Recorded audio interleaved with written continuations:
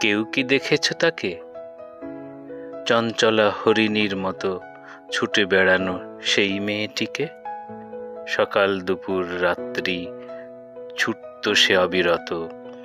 তাকে আমি খুঁজেছি কত তমাল গাছের নিচে আর নদীর ঘাটে।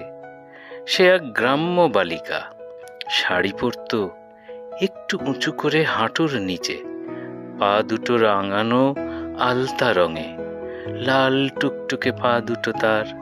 নিটোল পায়ে রেনিক ঝিনিক নুপুর দিলাম এক পায়ে। অন্য পায়ে দেবার আগেই পালিয়ে গেল সে অনেক দূরে।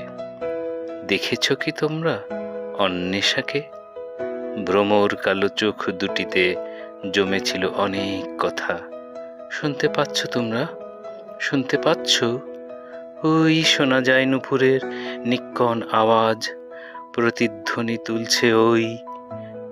মিষ্টি মধুর সুরে বাজছে নুপুর, ঝুম ঝুম ঝুম। সে আসছে ফিরে।